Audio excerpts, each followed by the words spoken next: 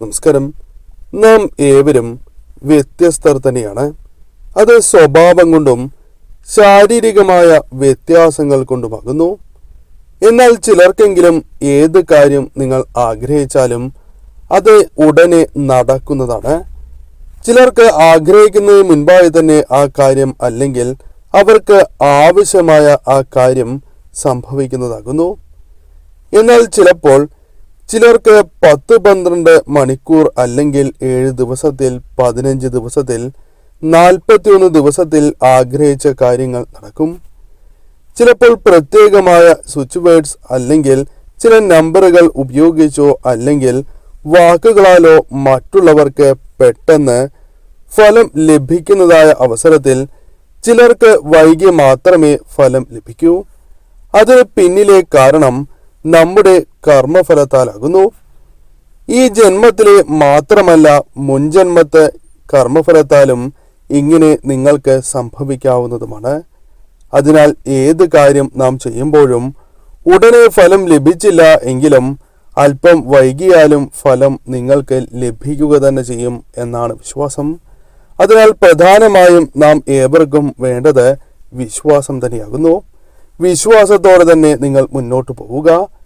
ഇനി പെട്ടെന്ന് ഫലം ലഭിക്കുവാൻ സഹായകരമായ ഒരു രഹസ്യത്തെക്കുറിച്ച് ഈ വീഡിയോയിലൂടെ വിശദമായി തന്നെ മനസ്സിലാക്കാം.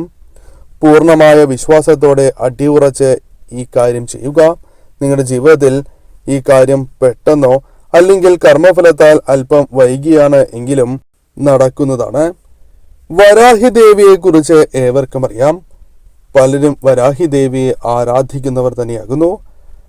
അമ്മയെ ആരാധിക്കുകയാണ് എങ്കിൽ പ്രത്യേകിച്ചും ചില കാര്യങ്ങൾ നിങ്ങളുടെ ജീവിതത്തിലേക്ക് കടന്നു വരാം. 3 ലോകങ്ങളിലെയും ശത്രുനാശം നിങ്ങൾക്ക് സംഭവിക്കും. അതായത് ജീവിതത്തിൽ ശത്രുക്കളെ ഒഴിവാക്കുവാൻ നിങ്ങൾക്ക് സഹായകരമായി തീരും. അഥവാ ശത്രുക്കൾക്ക് നിങ്ങളുടെ മേൽ വിജയങ്ങൾ നേടുവാൻ സാധിക്കാതെ വരും. കൂടാതെ അവർക്ക് നിങ്ങളുമായി ബന്ധപ്പെട്ട് അനുകൂലമായ കാര്യങ്ങൾ സംഭവിക്കാതിരിക്കും. അമ്മ നിങ്ങളെ ചേർത്ത് പിടിക്കും എന്നതാണ് വാസ്തവം. ആഗ്രഹിക്കുന്ന കാര്യങ്ങൾ അത് എപ്പോഴാണോ നടക്കേണ്ടത് ആ സമയത്ത് കൃത്യമായി തന്നെ നടക്കും. അമ്മ ഭംഗിയായി തന്നെ ആ കാര്യങ്ങൾ നിങ്ങളിലേക്ക് എത്തിച്ചു തരും, അഥവാ അത് നടത്തി തരുന്നതാകുന്നു. അതിനാൽ അമ്മയെ നിങ്ങൾ വിശ്വസിച്ചാൽ അമ്മ അത്ഭുതകരമായ മാറ്റങ്ങൾ തന്നെ ജീവിതത്തിലേക്ക് കൊണ്ടുവരിക തന്നെ ചെയ്യും.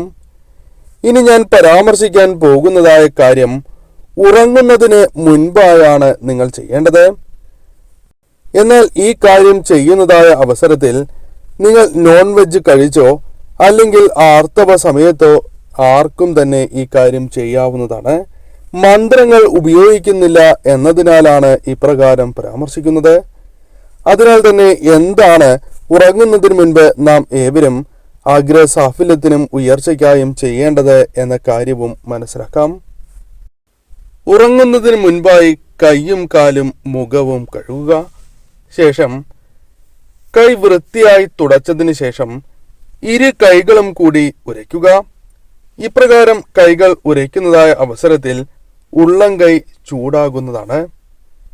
ശേഷം കയ്യിൽ നിങ്ങളുടെ ആവശ്യം എന്താണോ ആ ആവശ്യം നിങ്ങൾ എഴുതണം. ഉദാഹരണത്തിന് ജോലിയാണ് നിങ്ങൾക്ക് ആവശ്യമായിട്ടുള്ളത് എങ്കിൽ ആ ജോലി ലഭിക്കണം എന്നെഴുതുക.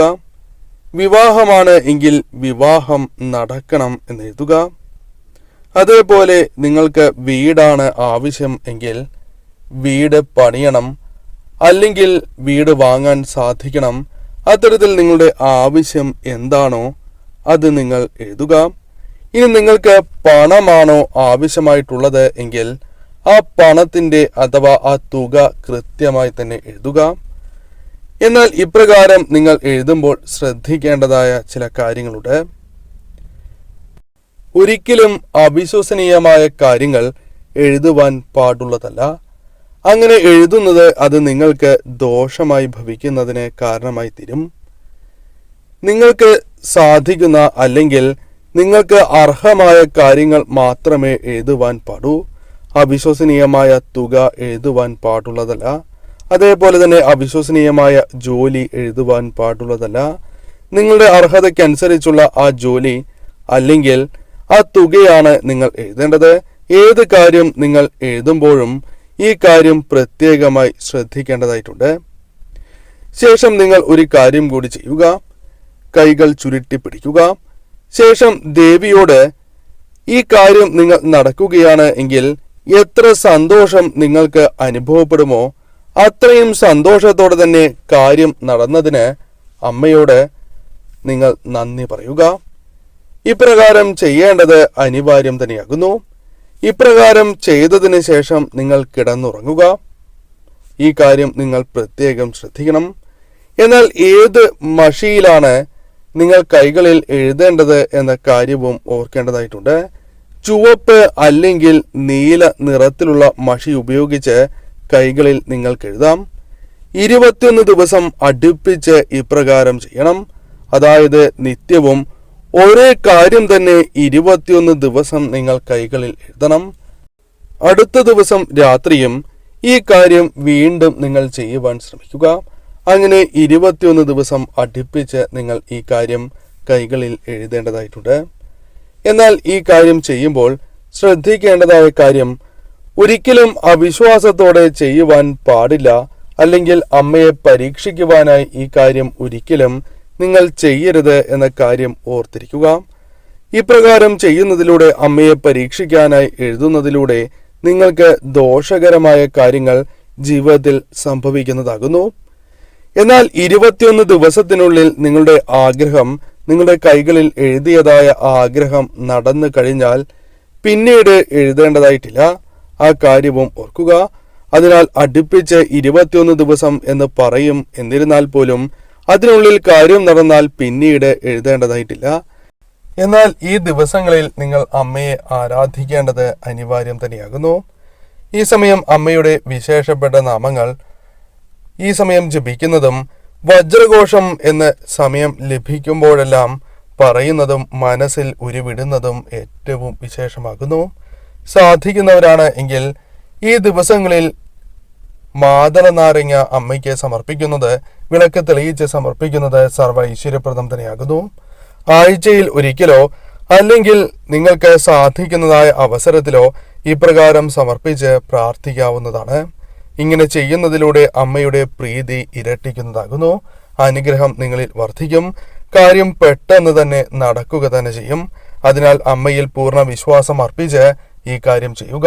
തീർച്ചയായും ആഗ്രഹ സാഫല്യം ജീവിതത്തിൽ സംഭവിക്കുന്നതാകുന്നു.